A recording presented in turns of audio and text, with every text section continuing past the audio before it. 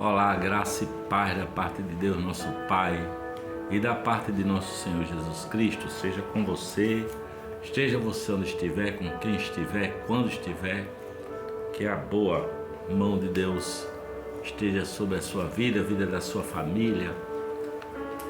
Hoje eu quero meditar sobre o significado de adorar em espírito e em verdade, o que Jesus disse, né? Deus, o Pai, procura tais adoradores que o adorem em espírito e em verdade. Para isso vamos ler capítulo 4 do Evangelho de João, que diz assim, olha, capítulo 4. E quando o Senhor veio a saber que os fariseus tinham ouvido que Jesus fazia e batizava mais discípulos do que João, ainda que Jesus mesmo não batizava mais os seus discípulos, deixou a Judéia e foi outra vez para a Galiléia, e era-lhe necessário passar por Samaria. Era-lhe necessário passar por Samaria. Foi, pois, a uma cidade de Samaria chamada Sicar, junto à herdade de Jacó, que Jacó tinha dado a seu filho José. E estava ali a fonte de Jacó. Jesus, pois, cansado do caminho, assentou-se assim junto à fonte, e era isso quase a hora sexta, ou seja, quase meio-dia. Veio uma mulher de Samaria tirar água e disse-lhe Jesus: dá-me de beber. Porque os seus discípulos tinham ido à cidade comprar comida. Disse-lhe, pois, a mulher samaritana: como, sendo tu judeus, me pedes de beber a mim, que sou uma mulher samaritana? Porque os judeus não se comunicam com os samaritanos. Jesus respondeu e disse: se tu conheceras o dom de Deus, e quem é o que te diz dar de beber, tu lhe pedirias e ele te daria água viva. E disse-lhe a mulher: Senhor, tu não tens com a que atirar, o poço é fundo, onde pois tens a água viva? És tu maior do que Jacó, o nosso pai, que nos deu o poço, bebendo ele próprio deles e os seus filhos e o seu gado? E Jesus respondeu: qualquer que beber desta água, da água desse poço, tornará a ter sede, mas aquele que beber da água que eu lhe der, nunca terá sede, porque a água que eu lhe der, se fará nele uma fonte de água a jorrar para a vida eterna. Então disse-lhe a mulher: Senhor, dá-me dessa água, para que eu não mais tenha sede e não venha aqui tirá-la. Disse-lhe Jesus: vai e chama o teu marido e vem cá. A mulher respondeu e disse: eu não tenho marido. Disse-lhe Jesus: disseste bem, não tenho marido, porque tiveste 5 maridos, e o que agora tens não é teu marido. Isso disseste com verdade. Disse-lhe a mulher: Senhor, vejo que és profeta. Nossos pais adoraram neste monte, e vós dizeis que é em Jerusalém o lugar onde se deve adorar. Disse-lhe Jesus: mulher, crê-me, que a hora vem em que nem neste monte, nem em Jerusalém adorareis o Pai. Vós adorais o que não sabeis, nós adoramos o que sabemos, porque a salvação vem dos judeus. Mas a hora vem, e agora é, em que os verdadeiros adoradores adorarão o Pai em espírito e em verdade, porque o Pai procura tais que assim o adorem. Deus é espírito, importa que os que o adorem em espírito e em verdade. A mulher disse: eu sei que o Messias, que se chama o Cristo, vem. Quando ele vier, nos anunciará tudo. Jesus olha para ela e diz assim, ó: eu o sou, eu que falo contigo. Nisso vieram seus discípulos e maravilharam-se de que ele estivesse falando com a mulher. Todavia nenhum lhe disse: que perguntas? Ou por que falas com ela? Deixou, pois, a mulher o seu cântaro e foi à cidade e disse àqueles homens: vinde e vede um homem que disse tudo quanto tenho feito. Porventura não é este o Cristo? Saíram, pois, da cidade e foram ter com ele. Entretanto, seus discípulos lhe rogaram, dizendo: Rabi, come. Ele, porém, disse: uma comida tenho para comer que vós não a conheceis. Então os discípulos diziam uns aos outros: trouxe ele porventura algo de comer? Jesus disse: a minha comida é fazer a vontade daquele que me enviou e realizar a sua obra. Não dizeis vós que ainda há 4 meses até que venha a ceifa? Eis que vos digo, levantai os olhos e vede as terras que já estão brancas para a ceifa. E o que ceifa recebe galardão e ajunta fruto para a vida eterna, para que assim o que semeia como o que ceifa, ambos se regozijem, porque nisto é verdadeiro ditado: um é o que semeia, outro é o que ceifa. Eu vos enviei a ceifar onde vós não trabalhastes. Outros trabalharam e vós entrastes no seu trabalho. E muitos dos samaritanos daquela cidade creram nele pela palavra da mulher que testificou: disse-me tudo quanto tenho feito. Indo, pois, ter com ele os samaritanos, rogaram-lhe que ficasse com eles. E Jesus ficou ali 2 dias. E muito mais creram nele por causa da sua palavra. E diziam àquela mulher: já não é pelo que disseste que nós cremos, porque nós mesmos o temos ouvido e sabemos que este é verdadeiramente o Cristo, o Salvador do mundo. Veja que coisa incrível. Hoje a minha pergunta é: o que significa adorar a Deus em espírito e em verdade? Porque aqui está se travando um episódio, não é? Em que o reino do norte, que é Samaria, seria a capital do reino do norte, e o reino do sul, que teria a capital Jerusalém, não é? E Jerusalém, os judeus achavam que a Samaria era a segunda categoria, não é? Que ali eram pessoas miscigenadas, não eram judeus puros.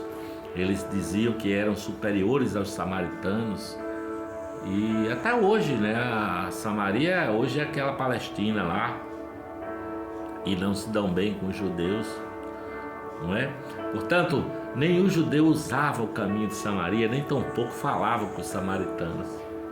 Mas vai Jesus e diz: não, é necessário atravessar por Samaria, eu quero passar por Samaria. E aí, veja que aquela fonte de Jacó, não é? Aquele lugar que tinha aquela fonte, e ao meio-dia os discípulos saíram para comprar comida, e Jesus, cansado do caminho, sentou-se ali, junto a essa fonte, quando vem aquela mulher que, além de ser samaritana, além de ser, como é que se diz, mal vista pelos judeus, devia ser mal vista também pelos samaritanos, porque era uma mulher que já tinha tido, sabe Deus quantos homens, né? Tinha casado oficialmente 5 vezes, estava tendo um caso com um cara que não era casado oficialmente, e essa mulher chega no poço ao meio-dia, que também é outro sinal de que ela era mal vista, porque normalmente as mulheres iam de madrugada, cedinho, iam em grupo de mulheres para tirar a água da fonte, do poço. E essa mulher vai ao meio-dia, né? E Jesus olha para ela e diz: eu estou com sede, tenho sede, não é? Dá-me de beber. E desenrola toda essa conversa, não é? Que a mulher diz: olha, eu quero beber da água que tu queres me dar. Porque Jesus disse para ela: se tu soubesses quem fala contigo, era tu que lhe pediria, eu lhe daria água viva, não é? E a mulher diz: olha, eu quero, para não voltar mais aqui nesse poço, para não ter mais sede. Mas não era dessa sede do corpo que Jesus estava falando. Jesus estava falando dele mesmo, que é a água da vida, né? Porque nós temos muitas sedes, assim como aquela mulher samaritana. Nós temos, além da sede natural de um corpo que precisa tomar água para se manter vivo, não é? Todos nós temos muitas sedes, não é? Tem gente que tem sede de poder, tem gente que tem sede de dinheiro, muito dinheiro, tem gente que tem sede de conquistas, né? Eu quero conquistar, eu quero ser o bam. Tem gente que tem sede de alegria, procura alegria todo dia, toda hora. Tem gente que tem sede de ser um sucesso onde for, né? Quer ser um sucesso. Tem gente que ganha o mundo e perde a alma, né? Tem uma determinada jovem aí nessas YouTube da vida, que eu fico olhando, rapaz, eu digo, olha, essa aí ganhou o mundo, a sede dela pelo reconhecimento, pela glória do mundo e tudo, mas perdeu a alma, né? Então a maioria de nós temos essa sede, somos acerbados nessa procura incessante por alegria.